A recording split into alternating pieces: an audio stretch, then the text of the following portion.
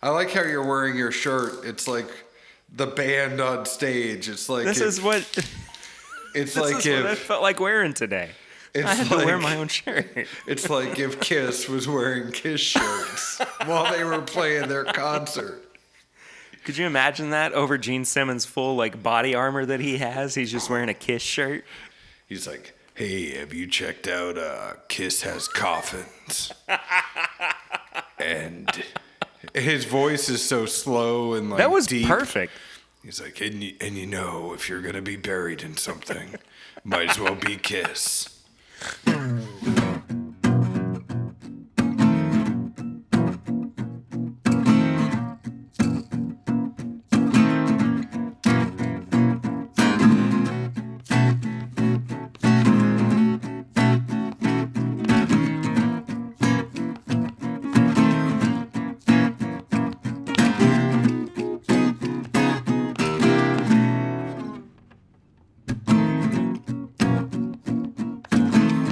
Welcome back to another episode of This Is My Bourbon Podcast. I'm your host, Perry.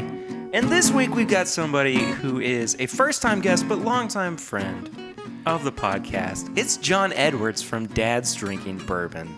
Hi, John. Hi, Pear Bear. It's Gene Simmons here. Wow, Gene Simmons is on the show now. Perry, I'm very, very, very excited. I think you and I go way, way back. I remember the This Is My Bourbon podcast from the beginning and have been a fan of you and everything all along. It's been amazing to see the stuff that you did in the beginning, from the supposed giggle fest to the amazing guests that you have on now. I mean, your interviews with Dixon Dedman, Marianne Barnes, all the events you get to do. I love watching you just kind of mature in this whole podcasting thing, and I'm honored to call you a friend and a brother. So thank you very, very much for having me on your show. We're 20 seconds in, and you're going to make me cry. So. Oh, well, it's you being your friend just fills me up with so much joy that sometimes I have tears of joy.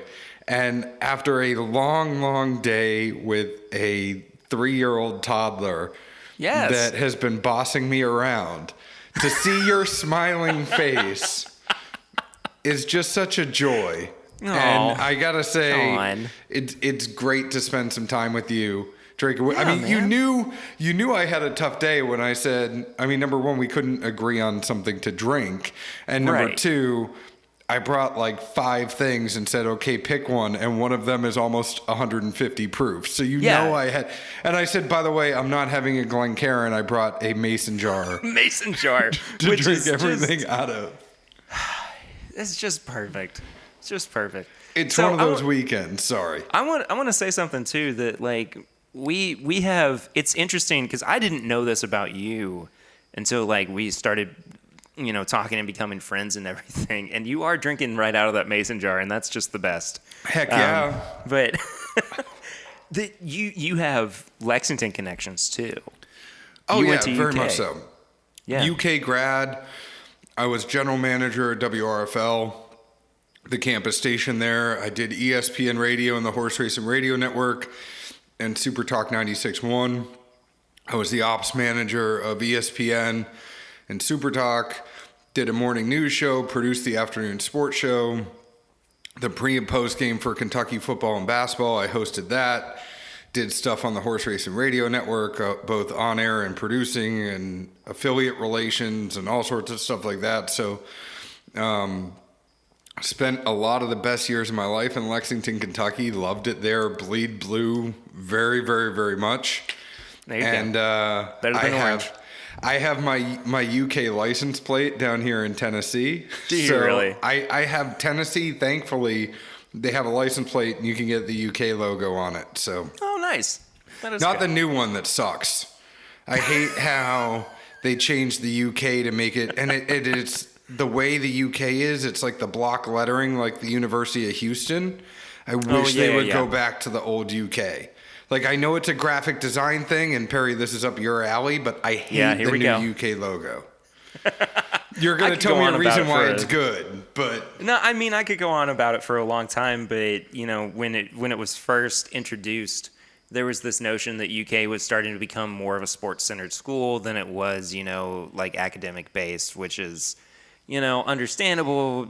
Sure, academics is what it's all supposed to be built on, but if you're really trying to establish your brand as, you know, a university that is prominent in the sports field, I think that, you know, branding yourself that way, the way that they did with this logo, was kind of an important step forward with it. I didn't so much like the read. But it didn't change that much from the old UK. What's the change? I think it looks more... ugly. Okay, there we go. It's square. The other one was rounded. I think it looks more athletic. No, rounded looks more athletic. This looks like it's like boxy and rigid. So what looks better? What do you put on the tires of your car? Are they round or are they square? Oh, see, this is you're comparing apples to oranges here. I'm just saying, round is going to be aerodynamic. Square can't move. I will say though, I did not like the redesign of the Wildcat. For Scratch or the one that looks like he's out of the 1950s? The actual like logo of the Wildcat. Oh yeah.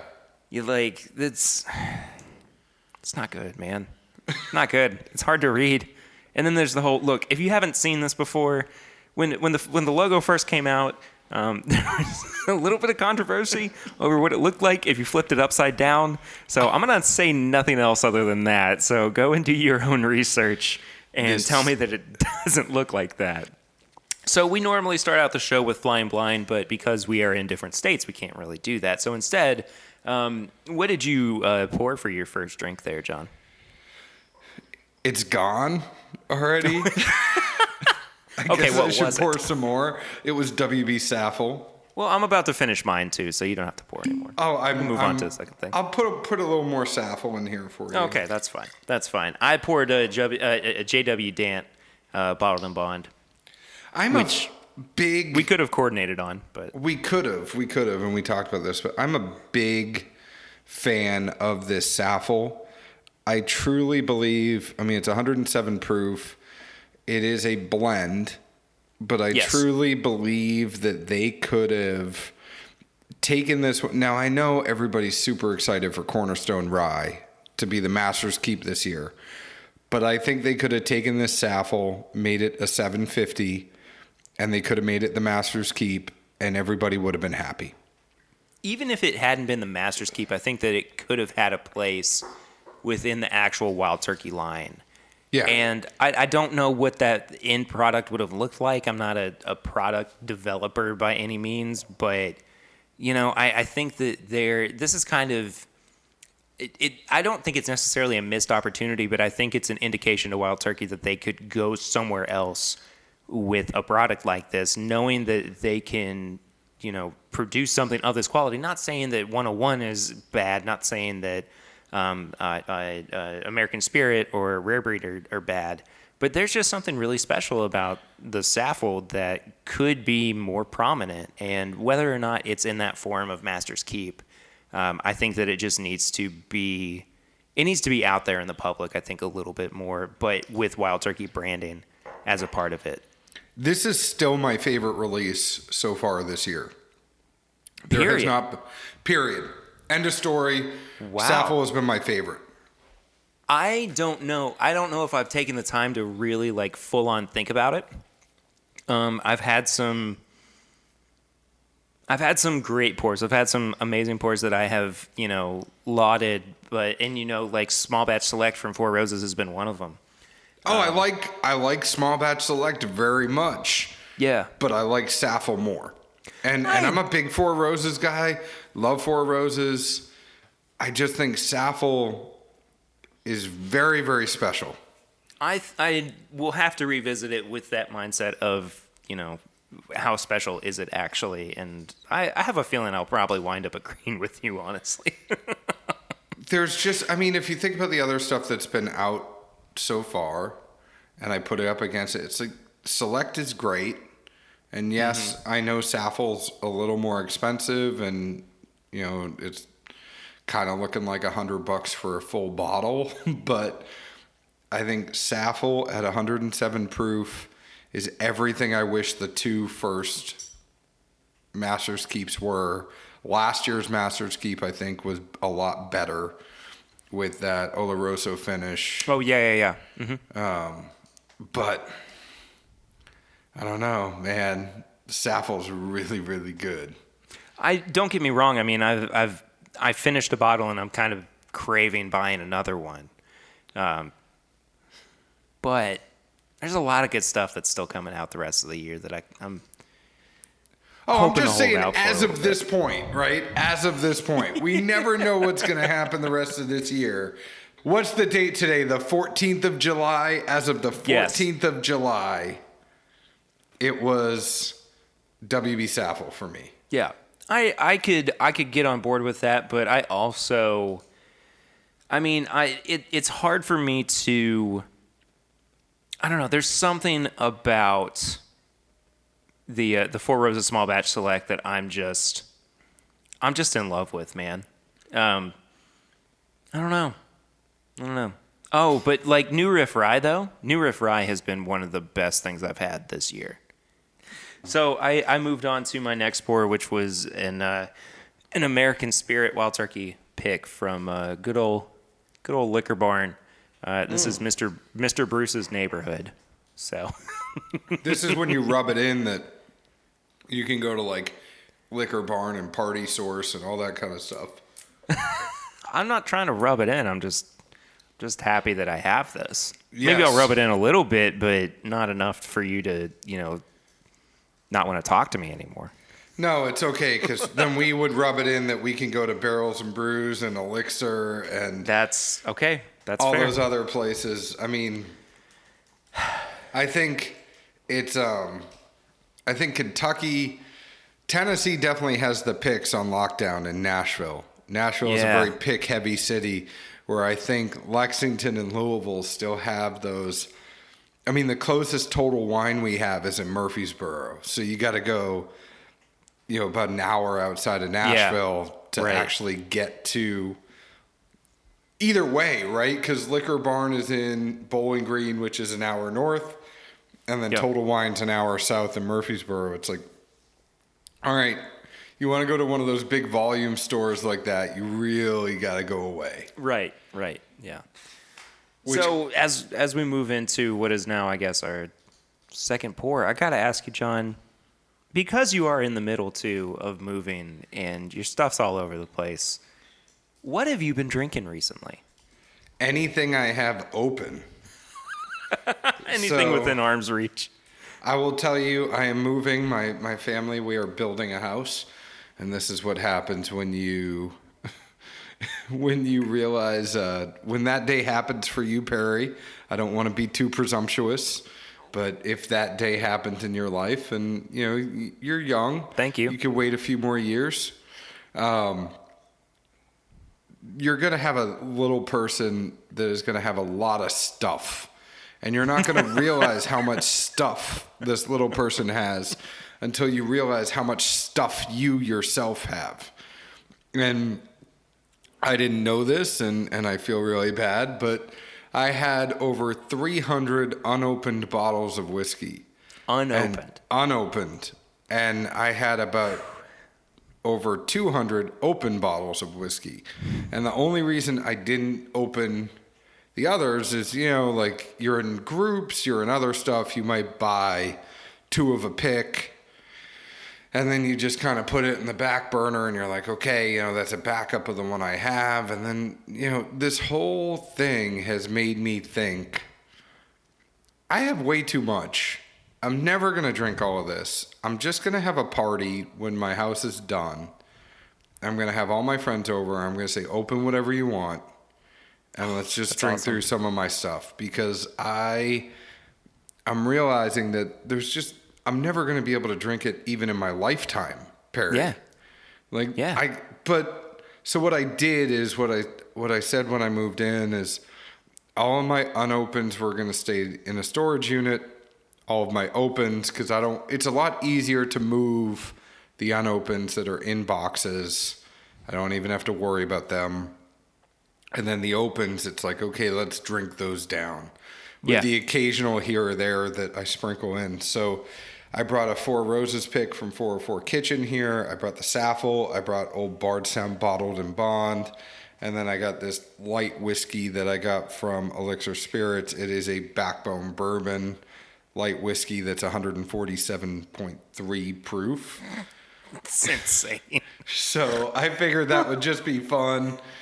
Towards the end, maybe I'll have that one. But I will go to Old Bardstown Bottled and Bond second. I really love this. This is one of my favorite things to come out of Willet, to be honest with you. So I've had kind of a hard time recently staying on board what I would call the main Willet train.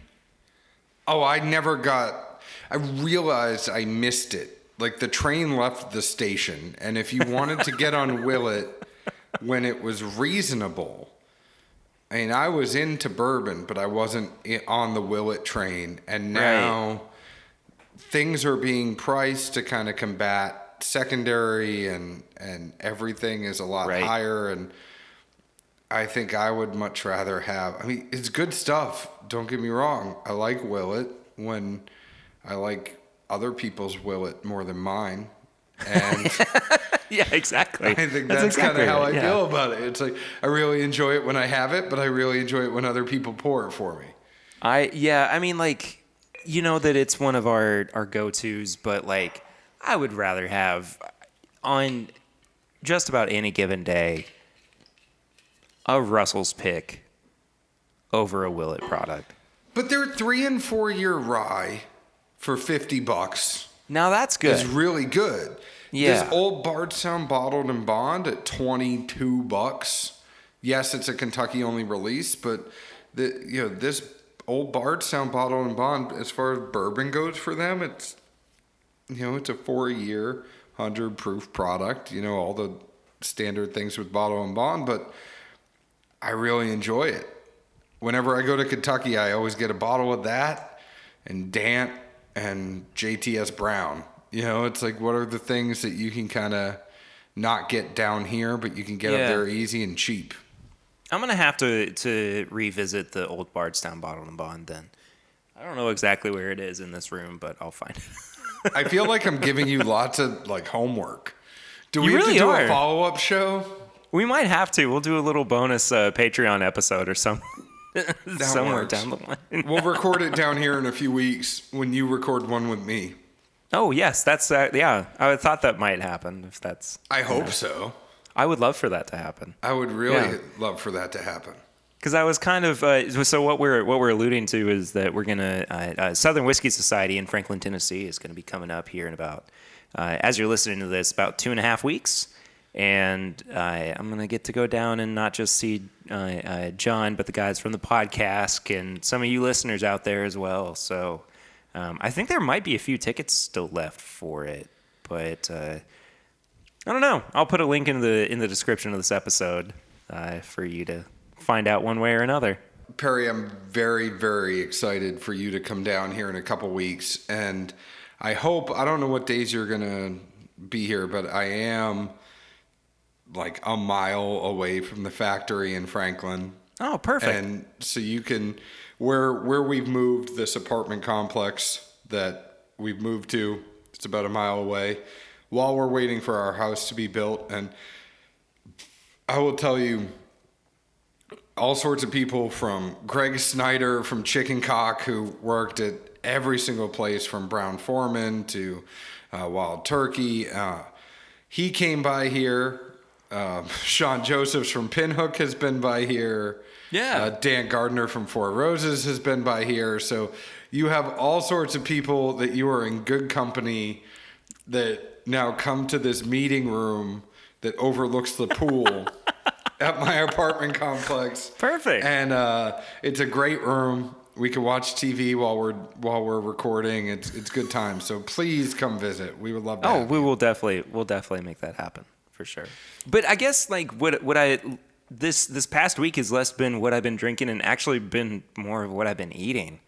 You have been eating a lot of burgers. I had 8 burgers for Lexington Burger Week. Your face is showing it, dude. You need to hop on a treadmill. Yeah, can you tell?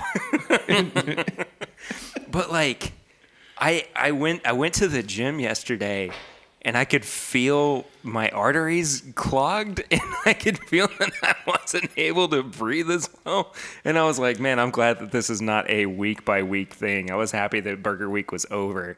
And it's when you have to try like a chicken burger, a black bean burger. You have to like, you can't just go meat. Like you can't go red meat the whole week. But I love red meat. I love ground beef burgers. I mean, it's just, look, man, here's my rationale. This happens once a year. And I mean, I probably have like maybe a burger a month. What places did you go for burger I week? went to, I went to 7 different places. There was one place that I visited twice, so that would be the 8th one. But I went to Locals. Which they have a little, what they call one-hander. I went to Smithtown, which is connected to West 6th. Stella's, over on Jefferson. I went to... love Stella's and love Griff. Stella's is one of my favorite places in Lexington. I went to Athenian Grill, had their lamb burger, was pretty good. OBC, I went to, they had a Kobe beef burger with... gorgonzola truffle on it, which was absolutely fantastic. A&W actually had one too, which was really good. It was pimento cheese with a fried green tomato on it. It's so bad because when I say that, it's so gonna date me, but like Deshays has a great burger in Victoria Square, and John. Yeah. I hate to break this to you. Is Deshays gone? Deshays has been gone for a while now. I haven't been up in if I go up, I go to Keeneland. But I just to wrap up, I guess what I've been eating, Burger Week in Lexington 2019 was really fantastic. And I'm really excited for Burger Week 2020. And actually Pizza Week 2019 is coming up in November too. So that concludes what we've been drinking or what we've been eating for this week on the show. John, I thought we'd talk about something that pertains to the both of us. Sure. And, we both do a bourbon podcast. We do something that is increasingly becoming, I would say, kind of popular in the podcast world. But, you and I have talked a lot about how we kind of have fairly similar approaches to the way that we do our podcasts, but at the same time, it's not necessarily the exact same format, but we've kind of, not just bonded over, over the bourbon or over, just our mutual love of this medium and everything, but just that, we're in what I think is a very specific niche in terms of whiskey or bourbon podcasting. And I figured, we'd talk about how we kind of got to this point because I've had conversations recently with numerous people who have asked me, how did I get into this? And I think that's kind of an interesting conversation to step back and talk about how we got to this point. And you've touched on it a little bit, just kind of in terms of your cred and your experience with an audio medium, whether it be radio or podcasting or whatever. But how'd you get here? I guess. That's interesting. I guess for me, it all started when we did have my daughter, and I wasn't able to kind of go out the way that we used to, and the way that Dads Drinking Bourbon started, it was originally actually a blog. And anybody who has listened to our show, I couldn't get Zeke to actually write. And that's no surprise to anybody who has actually listened to our show. No surprise. So I couldn't get Zeke to write reviews. And it all started because I had a suburban dad Instagram page, and that started from my daughter actually had really bad colic, and she was colicky, and she would spit up all the time, so I had to keep her up. So when I was putting her to bed, I would kind of prop her up in my arm, and what I would do is I would take a picture of bourbon before I went to go put her to bed. I'd edit it, I'd put it up, I'd write something up about it, and then that was kind of taken off. And then I told Zeke, like, hey, we should do something with this. And then that's where Dads Drinking Bourbon was born. He wasn't writing anything about the blog, so then it turned into like, okay, well, let's get out one night a week because he has a young kid, I have a young kid. And then we started doing the Instagram videos, and people eventually went to us and said, and I will tell you, this is the number one sale for podcasting over videos, is people would complain to us all the time when we did video, like, I can't multitask. I can't do other things while I'm listening to you. If I'm not watching your video, I can't text. I can't do other stuff. So when are you going to go to a podcast? Please go to a podcast. And eventually we went to a podcast. It was just my background that I would say it has to sound good, number one. And I'm not going to do this unless it sounds good. And Zeke at one point was like, well, why can't we just put one microphone in the middle of the table and sit around it? And I go, because that sounds like crap. And if your stuff sounds like crap, people aren't even going to listen to what you have to say. The number one thing is it needs to sound halfway decent. You have to have some good audio in there for people then to kind of take a step back and go, oh, I wonder what else this guy has to say. At least it's clean, and at least it's not fuzzy and different levels and people saying all kind of different stuff. But anyway, that's how it started. So then we turned into a podcast. I don't know if I've ever actually talked about this on the show before, but Tell me something you've never told anybody before, Perry. So I've gone to two different colleges. I guess in my college career, I went to Transylvania University in Lexington for 3 years. And while I was there, I think for about a year and a half, I'd always kind of had an interest in it. I wouldn't say a passion for it, but just kind of, wanting to dip my toe into it, I would say, radio. And while I was at Transy, I had a radio show where I would just basically develop playlists every week, but it was called B-Sides. And it was artists that were familiar to people, or maybe artists that they didn't know, and I would play what would essentially be deep cuts from them.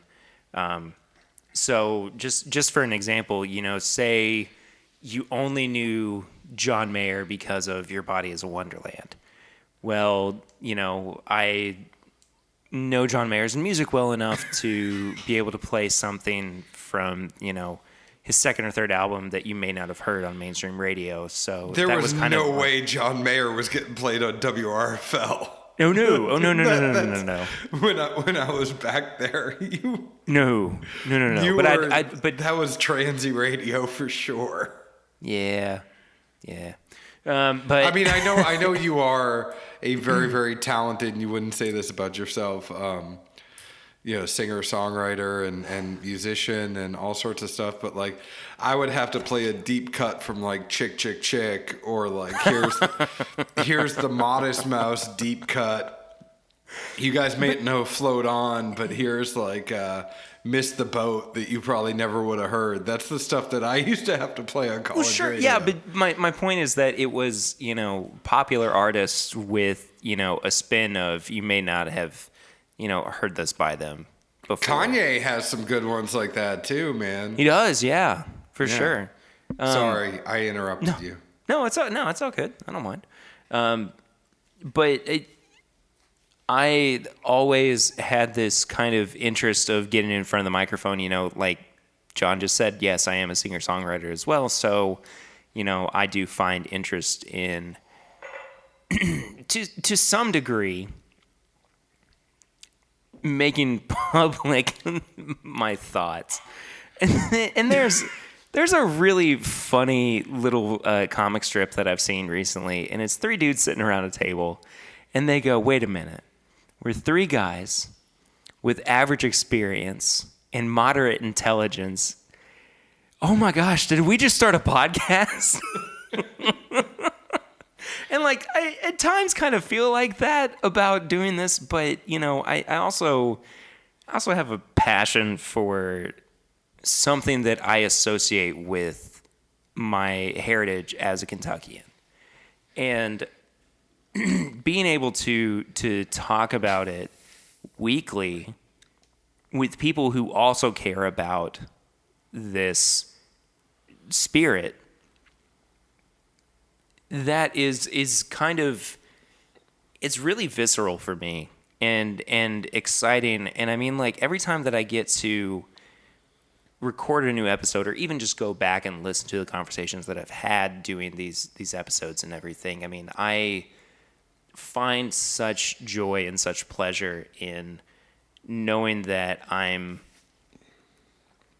a part of something that I conceive as a lot bigger than just drinking bourbon on a Friday night, out on your back porch.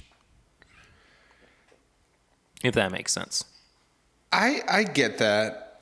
I think one of the things but it's interesting, the reason we did the podcast, and I forgot to mention this before, is that we know so many people that would go into a liquor store and it would be daunting because you have all this stuff on the wall and people don't really know how to read a bourbon bottle or a whiskey bottle, and they see it and they don't realize that, hey, a lot of these things are sourced from the same place.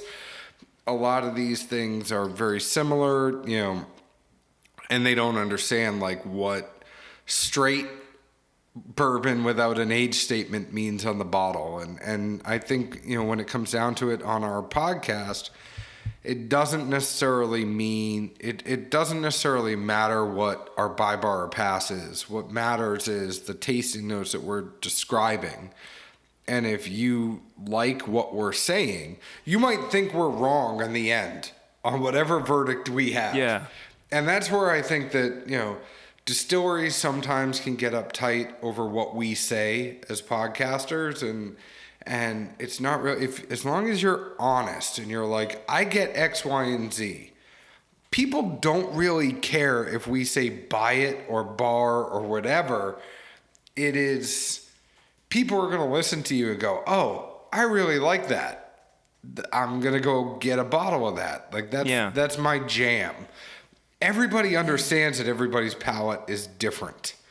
And I think for us, we were just trying to kind of provide some sort of a service by being very honest, by being very open, and not being swayed by anything. A lot of blind tastings, a lot of, and once people at least trusted our blind tasting enough, we would do things without blind tasting. I think people know that we're going to be honest regardless of if it's blind or if we're having it straight up. And it's, people will come to us and say, I want to find something under $30. What's your favorite bourbon under $30? I go, well, I can't answer that for you because my palate's different than yours. Yeah. What do you like? Do you like a rye spice? Do you like sweet? Do you like higher proof? You tell me what you think you like, and if you don't know what you like, go taste some stuff blind and figure out what you do like. Find a friend, find your significant other, have them blind you, figure out what results you got, and then go gravitate towards those. Don't buy things because other people are like, oh, I need this or I need that. It's like, buy something because you like it. If you want to put an ice cube in it, if you found your favorite thing is Pappy 23 with an ice cube, you know what? Drink Pappy 23 with an ice cube. That's fine. Just do it. Just do what you like and screw everybody else and enjoy whiskey.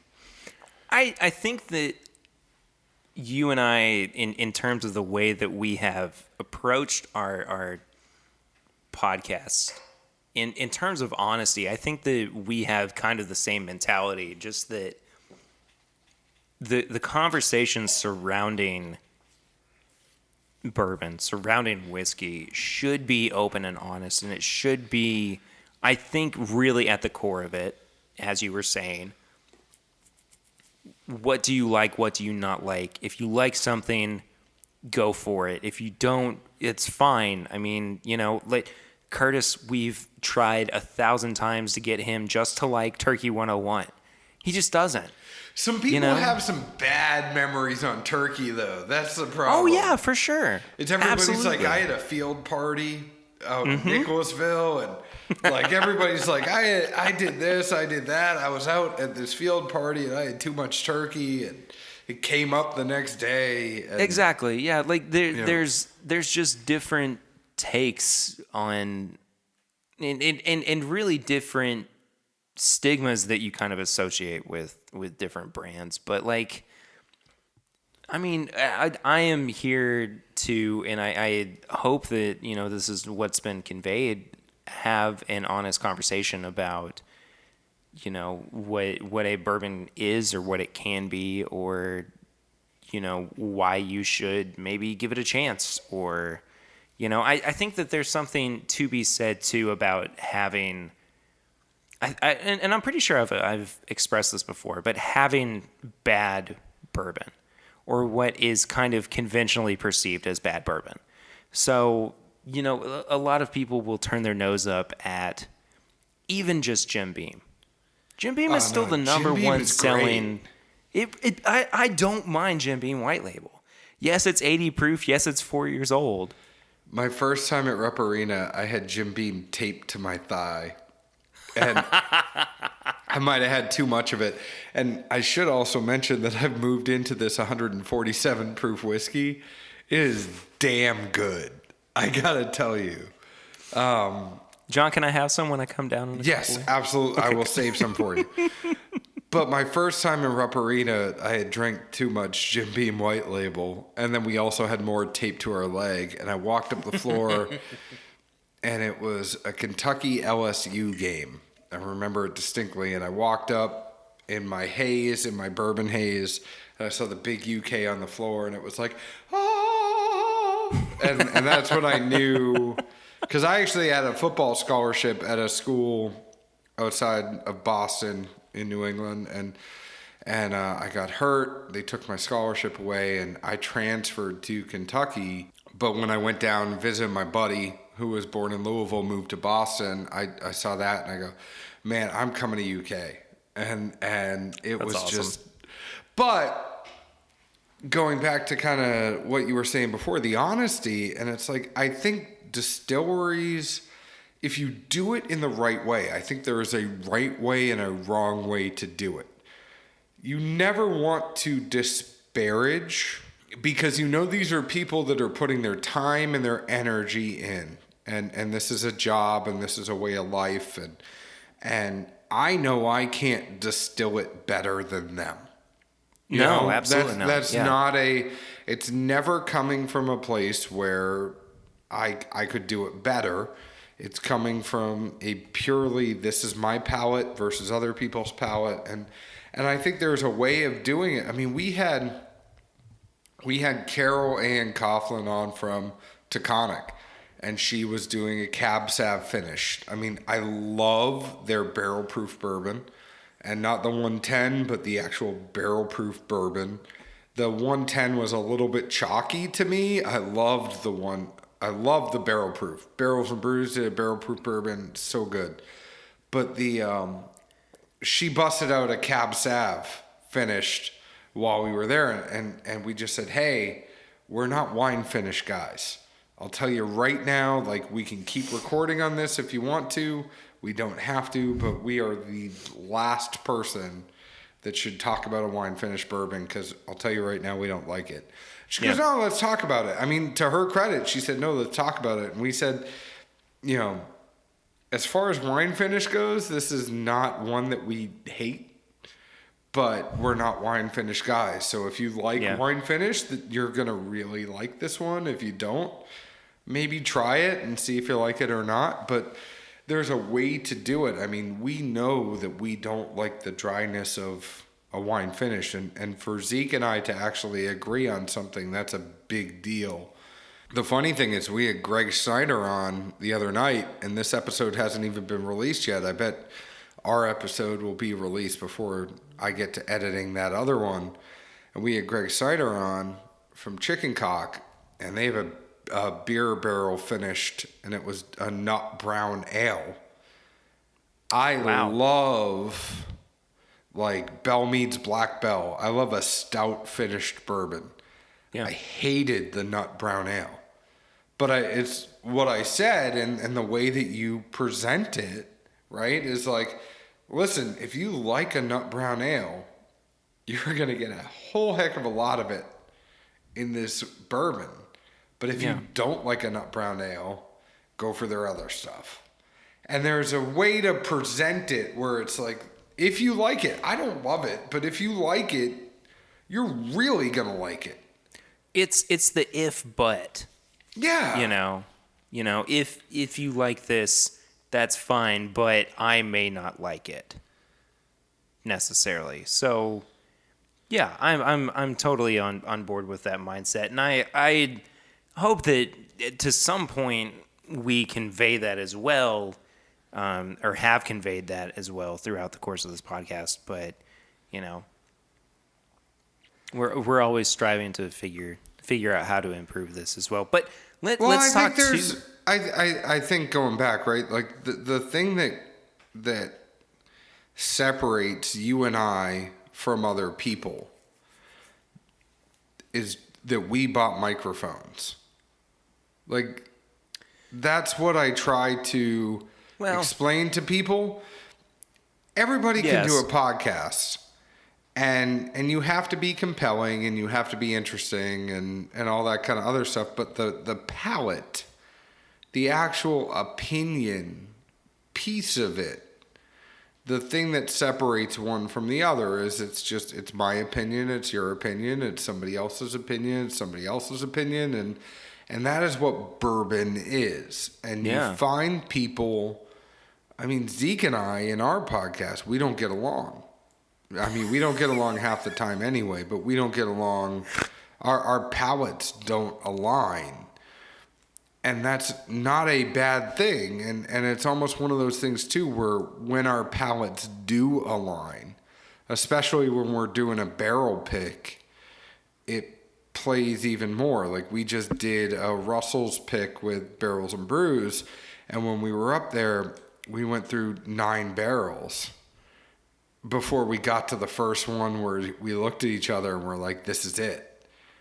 And he liked it and I liked it. And when we both like it together, that's when you go like, okay, if we're both liking it, it's good. Yeah. Because we know our palates are typically separate. So I think that most of my listeners know like how Curtis and Swan and I kind of came to be as this cohesive unit of This Is My Bourbon podcast. But it was kind of through trial and error that we were able to come to, I would say, not only the way that we function within the show, but also just kind of how we want to see the show grow and how we understand what the podcast itself means, not just to ourselves, but also to, and I'm not trying to put myself in a position for what I would argue maybe is ridicule or for verbosity, but for some kind of place in the world of bourbon criticism or bourbon podcasting as well. And this is my bourbon podcast. I had somebody say at one point that it was equal parts creative and lazy in the name of it. But I think what people don't understand, and again, I'm interrupting you and I feel bad, but what people don't understand is that a lot of these podcasts like we work very, very, very hard to make it seem like we don't work very hard. And I think that's one of the things that gets lost at the end of the day is like, I probably spend more time editing because of my radio background as I try to take out ums, I take out ahs, so's, the all that other stuff that gets put in there. I try to cut a lot of that out, and then I try to tighten it up if there's a long pause between words, and I really try to go above and beyond to actually edit things. I also really try to make sure that the sound quality is better. So if there's anything I can do in editing of that. But then it's also doing your homework. So if you're going to sit down with someone, it's like research their brand, spend a couple hours seeing if there was any other press on them before. What have they said in the past? Not saying that I'm going to, it's not gotcha journalism or anything like that. I'm not trying to get anybody or screw anybody over, but I want to have the best understanding of the brand that I can before we start going. And then, when we ask questions, I really try to ask questions in a way that, like, I want our podcast to be one of those ones where you laugh and then you didn't realize you learned something. And then at the very end, you kind of go like, sounded like everybody had a bunch of fun. Yeah. And then, oh crap, I learned X, Y, and Z from it. And that's didn't want to, what but gets I did. me. Yeah. That's what gets me excited. I think there are other podcasts out there that are more of like that magazine show, they're more of that magazine show, that 60 minutes, that, really absolutely. investigative news piece. And we like want it to be like MTV's Remote Control, which is dating me even more. But we want it to be something that is it's fun and it's loose, but then you went away like, oh yeah, I learned some stuff. Yeah. And you and I outside of the podcast have talked about this a lot, in that we're not the, and I'm going to say this, and I'm not trying to knock the person who said it originally. We're not the NPR of bourbon. We're here because we understand and appreciate and want to, I think, help build the community in a way that, while we may still recognize and accept and enjoy the industry aspect of it, I think there's something to be said for not just the community that was built for even just you and I around bourbon, but around the podcasting world too. And I think that while we may have had the opportunity to meet each other and eventually become friends, I think that we now, because we have this commonality between us of not just bourbon, but bourbon podcasting as well. Well, it's funny because it's one of those things. I remember there was a certain group of folks that we all followed, and we were up and running at the same time that I found these folks, but it's the podcast and I was going to say, great show. And I didn't find them until we had Dads Drinking Bourbon up and running, and then you kind of look around, you're like, oh, there's all these other people out there, and I found them. And I still remember your post where you were like, hey, I'm thinking of starting a podcast. And you actually you actually hadn't started it yet. And you said, I think I'm starting a podcast because of all this other stuff. And then you went ahead and started it, and then you were posting that. And it's one of those things where I think with the background that I have, and I think it's just kind of the feeling that I have in especially in bourbon, I kind of go back to like the stories that people have of back in the day and those distillers. And it was like, hey, if we had a motor that broke, we called Buffalo Trace or we called Jim Beam, and then they brought a motor over and or even as extreme as there was a fire at our distillery and, you know, we're trying and to people still brought put out bourbon product. over to get us through.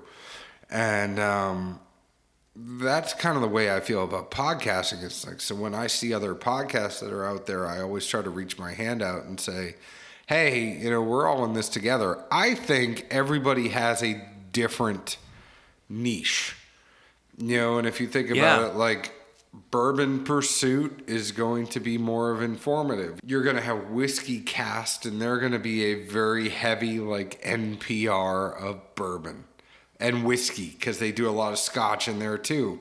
So you're going to have Whiskey Cast that is straightforward news. You're going to have, you know, Bourbon Pursuit that's interviews, but it's like the 60 minutes of bourbon. You're going to have the podcast, which is very, you know, it's entertainment heavy. And those guys are hilarious. I really enjoy listening to them. And then you kind of have like you and I that we're in the middle. But even though I say we're in the middle, I don't think either one of us steps on each other's toes, because we come at things in a different way. Yeah, and I have had this conversation multiple times with other people in our field too, that I don't want it to be a competition. I don't want us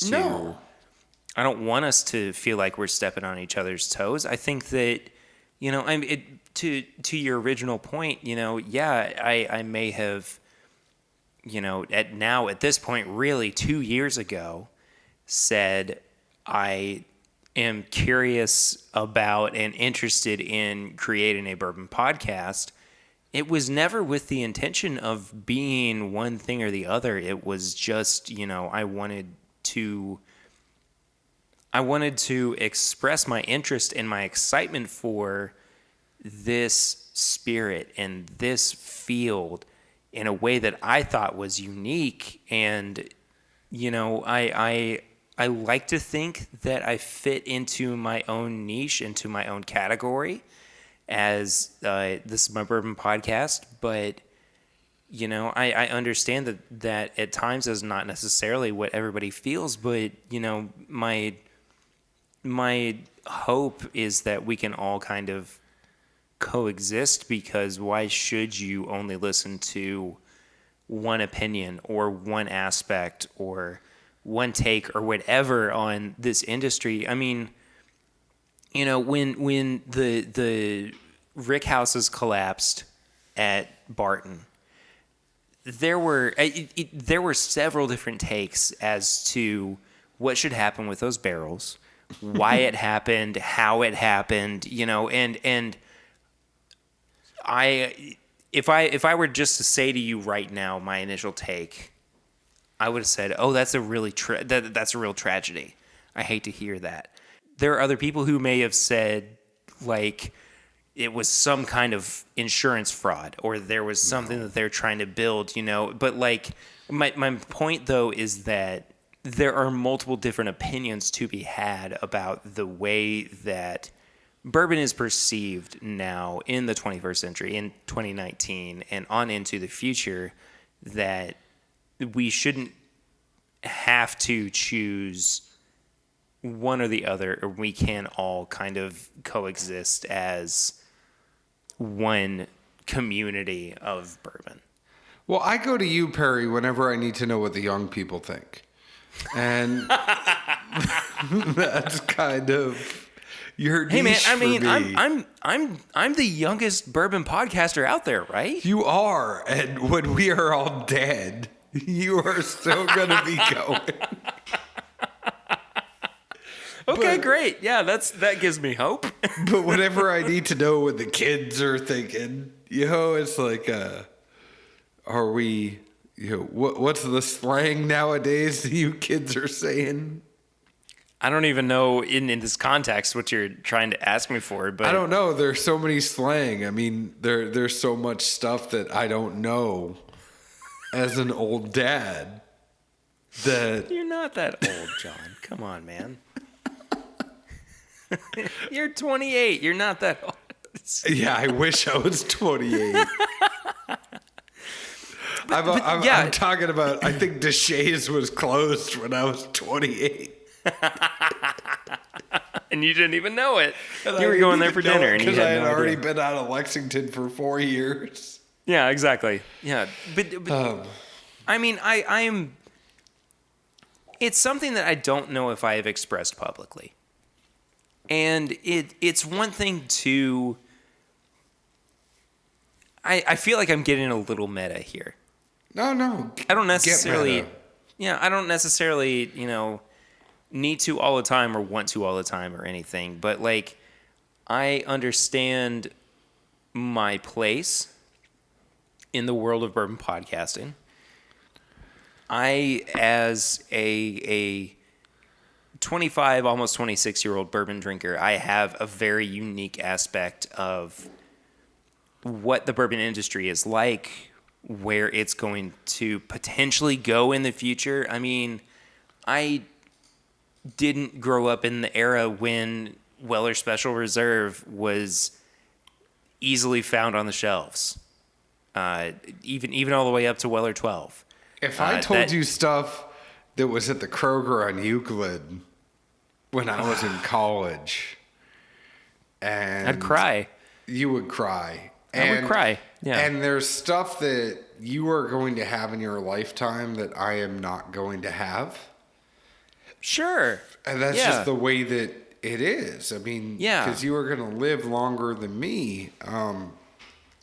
But I think it's one of those things where when it comes back to podcasting, and we've kind of strayed a little bit here for the past couple of minutes, but I think when it comes down to it and we talk about podcasting, it's like, I am happy for the community at the very end of the day. It's like getting to meet you, getting to meet other people, getting to meet fans, getting to meet fellow bourbon drinkers, people that don't even listen to the podcast but like drinking bourbon.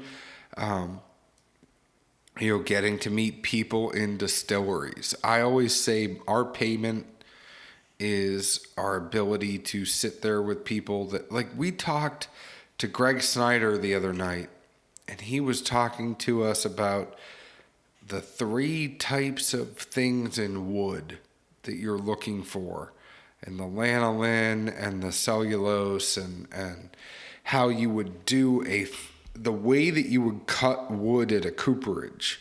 So Greg Snyder worked at the Brown-Forman cooperage for about 5 or 6 years, and he was talking about the different cuts that you would have to ensure that the grain of the wood stays tight and what you're actually looking for. So you're looking for a certain number of rings in the wood, and that's going to let you know if it's tighter or if it's a looser wood. And then the way that you then cut those logs to ensure that it stays tight, that's all stuff that is super crazy. I mean, it's like, I know that at the same time I have to understand, and this is going to sound douchey and I feel bad even saying it, but like, It is a microphone. The microphone is not for me all the time in our podcast. The microphone, the fact that we set up the website and that we set up the hosting and that we do other stuff, it's then now incumbent on us to give the mic to other people, to let them educate the bourbon community about what actually goes into it. And I think at the end of the day, when podcasters think that it's about themselves is where we go wrong. The show is not about me. The show is not about Zeke. The show is not about Perry. The show is not about other people. The show is about the people making the bourbon. And the more that we can shine the light on them and allow them to tell their story.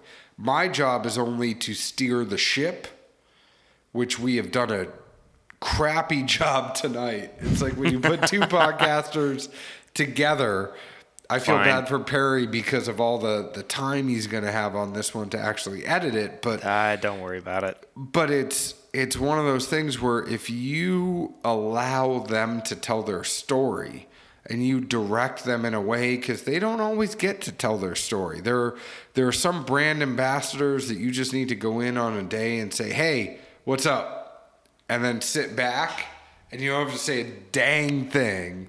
Yep. They're going to take it and just run with it and say whatever they want to say. There are some people like that, and there are some people that you have to actually kind of nudge here and there and say, but it's not about us. Like when we interview somebody from Heaven Hill or from Four Roses or from Bardstown Bourbon Company or Kentucky Owl or Castle and Key, it's like our job is just to kind of say a couple things to shine the light on them and step back and listen and then edit it very nicely for them when all is said and done. I don't know if I could have said it any better than that, but in addition to what John just said, I do want to thank the people who have listened to not just my show, but Dads Drinking Bourbon and the podcast, and Bourbon Pursuit and Whiskey Cast and those Dram Yinzers. And I mean, there are just so many different bourbon podcasts out there that it may at times feel like a saturated market, but is something that we can all take part in and be a part of and enjoy together, just in the pursuit of understanding and enjoying and getting to share the love of bourbon with not just, our fellow bourbon drinkers, but people who may not have experienced bourbon in the way that we do. I would say we don't just do this for those who make the bourbon, but also for those who enjoy the bourbon as well. And it may sound pompous, and I don't intend for it to at all, but we want to share the love that we have for bourbon with as many people as possible. And this is just a very small microcosm of the bigger picture. You say that, and I mean, just interjecting here for a second. Yeah. There are many people that get upset with Zeke and I because they think our job is bourbon ambassadors. Like, we are not an ambassador show. We are a consumer show, first and foremost.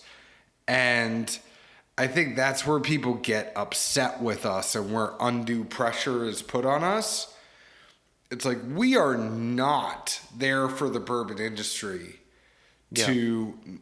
we are going to, I mean, I have a background where I have journalism and integrity in journalism, and I'm going to always present things the best way I possibly can. But don't get it twisted. We are a consumer show first and foremost. We are there to inform the consumer about what they are purchasing. And by giving the distiller a platform, we are kind of, or the distillery a platform, we are informing the consumer through them. Sorry, that's something that some of the feedback that we get, and when people don't like the show, they're like, well, your job is to be an ambassador for the bourbon community. It's like, no, well, that's not, you've missed the point of our show. Yeah. The point of our show is to inform the consumer, not to be a mouthpiece for the distilleries. We're not on the take by the distilleries. We don't take a dime of money from a distillery. No. We are there to inform the consumer.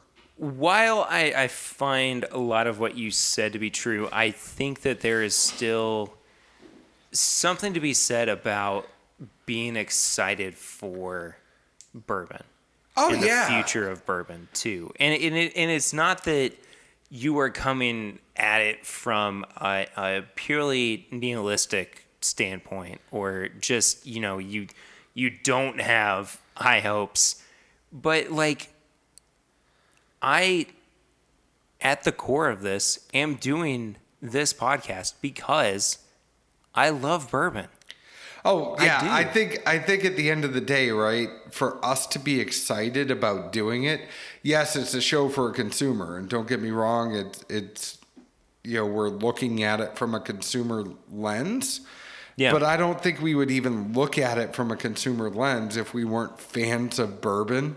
Yeah. And excited about what's down the line. And then when I say my payment is the ability to sit there and talk to the people that are in the bourbon industry and have conversations with them about what actually goes into putting something in a barrel, and what whether or not you're like what type of corn do you pick, and then how do you actually cook your recipe? I mean, there are so many different nuances when you talk to different people that are working in here. It's like, do you cook everything together? Do you cook it separate, then put it in? What temperature do you heat everything at? What do you actually heat it at when it's fermenting? Yeah. Like, what do you think the ideal proof to actually put something in a barrel is? And then what do you hope to get on your proof when it comes out of the barrel? I mean, there's so many different conversations. What's your ideal mash bill? Do you like a red corn or a yellow corn or a white corn? Do you like a winter rye, a summer rye? Like, what are your thoughts on rye? What's your thought on a percentage of barley? I mean, I think the stuff that I get into is a lot dorkier than what the average person is going to get into, because a lot of people are just like, hey, is this good? I like it. It's like, and I'm sitting there thinking about, like, where are you putting this in the rick house? And, like, based off of where you put it in the rick house, do you know that is going to lend itself to a specific brand? Or is there something that if you put it higher or lower, is that going to have an effect? I mean, I geek out on Four Roses just because of the 10 different recipes. Oh, yeah. And, a tier 4 OBSV opposed to a tier 6 OBSV, they're going to be different depending on the year, depending on where they were aged. And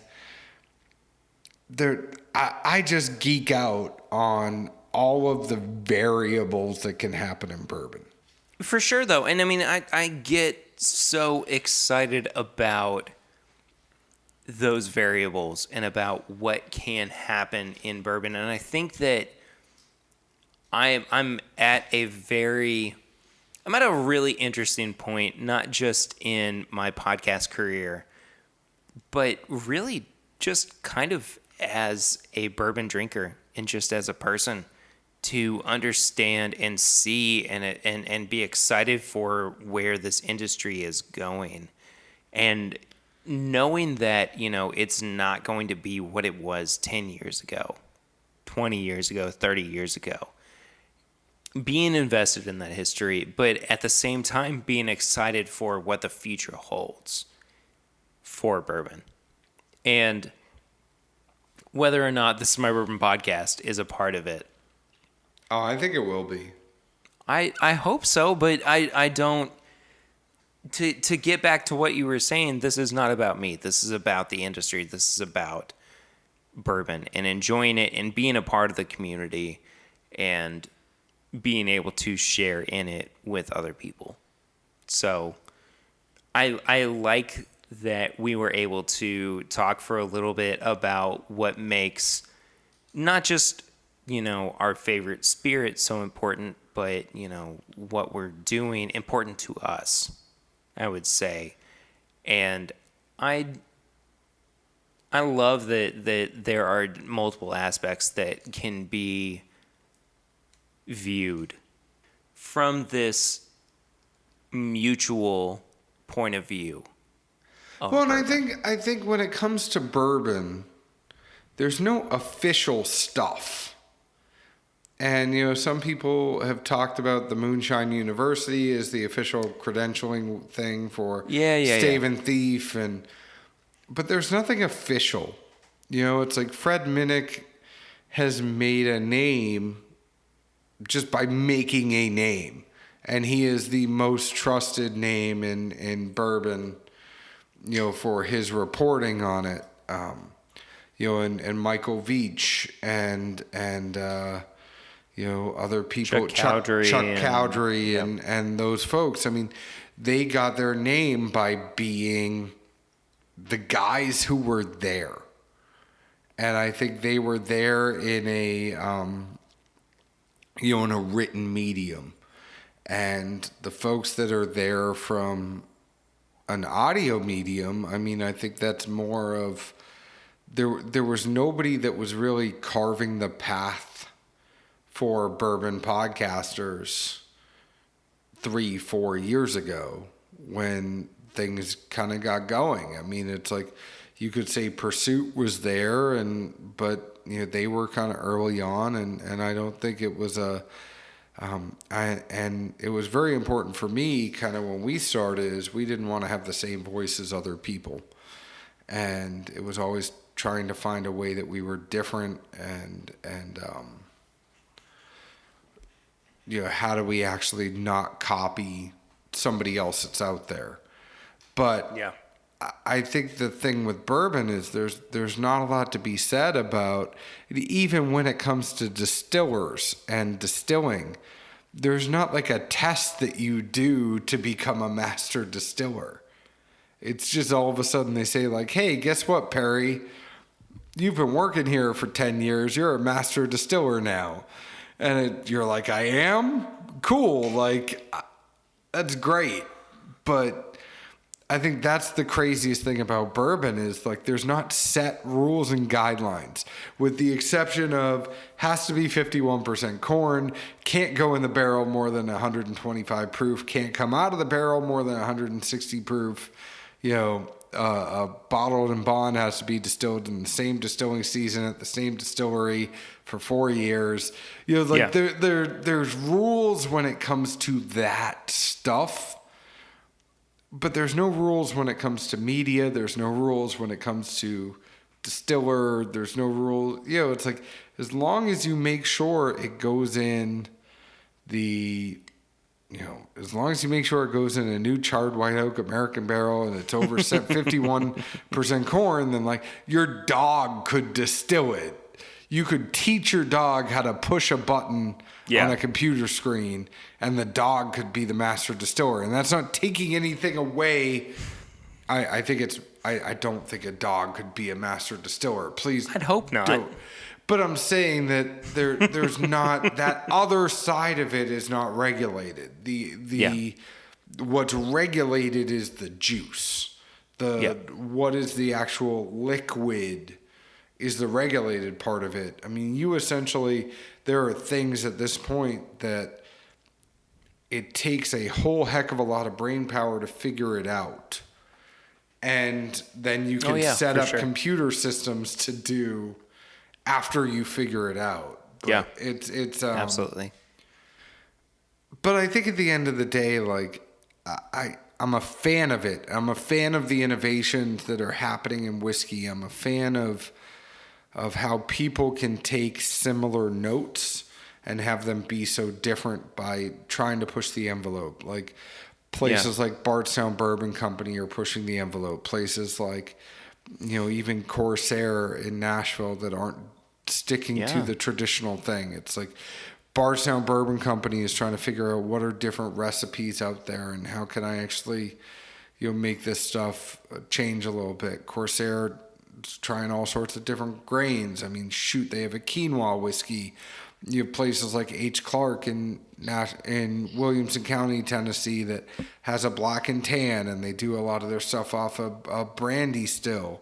You have, it's like people that push the envelope get you excited, and the variability of places like Four Roses gets me excited. Wild Turkey coming out with the Saffel gets me excited. And then you have, Backbone with this light whiskey that's 147.3 and it's MGP juice, but it's super high proof. It's like, that gets me excited. There's plenty of things in whiskey, and there's plenty of stuff that's happening that I really enjoy and I really like. And I just can't wait to see where things go in the future. I agree. And there is nothing to be said about discrediting other people, because it's all in what I would say the greater pursuit of community, or of enjoying bourbon together. So I enjoy you, Pear Bear. Oh, John. Before we move into our plugs here, I just want to say, John, thank you so much for being a part of this episode. This has been a lot of fun. Thank you for having me. Yeah, absolutely. I guess I'll be on your show here soon, because you already said I would be. Yes. And about... I inserted myself into your world of Dads Drinking Bourbon, even though I'm not a dad. No, it's okay. I mean, you are... You don't have to be a dad to be on Dads Drinking Bourbon, and you just have to enjoy bourbon. So I think in about 3 or 4 weeks, you can definitely find Perry on Dads Drinking Bourbon at dadsdrinkingbourbon.com. You can go ahead and find us on Instagram at Dads Drinking Bourbon, Facebook at Dads Drinking Bourbon, Instagram at Dads Drinking Bourbon, Facebook at Dads Drinking Bourbon, Twitter at Bourbon Dads. You can find us on your favorite podcast app, just the same as Perry, Apple, Google Play, Stitcher, Podknife, Spotify, iHeartRadio, whatever it is. We are on at YouTube, the audio version. Go ahead and find us. Leave us an open and honest review, just like we leave open and honest reviews against any whiskey that we try. Thanks for having us on the show, Perry. John, I am so happy that you were able to join me on this week's episode. Well, if you want to follow up with the show, we are at My Bourbon Pod on Instagram, Facebook, and Twitter. Give us a 5-star rate and review on iTunes. That really does help us out with finding new listeners and new followers of the podcast. Head to bourbonshop.threadless.com, where you can find all of our apparel and merch. Did you already tell them hashtag Timbip? Timbip. Timbip. I coined Timbip about a year and a half ago, and Perry... Yes. Said he was going to use that all the time, but use hashtag Timbip.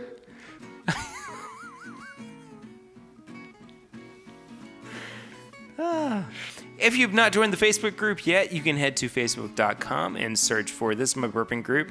There's just a couple of questions to make sure that you actually listen to the show, because, it's called This Is My Bourbon Group, and we want you to be a part of that community. And then finally, for as little as $1 a month, you can become a patron of the show at patreon.com/mybourbonpodcast. There is, of course, no pressure to become a patron of the show, but if you do, you get awesome things like bonus episodes every month. You get to be a part of our Hangouts. That is $15 and over. And we would love to have you over there. It's a really fantastic community. So again, patreon.com/mybourbonpodcast. Please check that out. I would love for you to be a part of that. Again, John, thank you so much for being here this week. Hashtag Timbip. Thank you, Perry. He did establish that. Yeah. Can't wait to do it again. We will do it very soon. Thank you all so much for listening this week. We will see you again very, very soon. But until then, I'm Perry, and this is My Bourbon Podcast.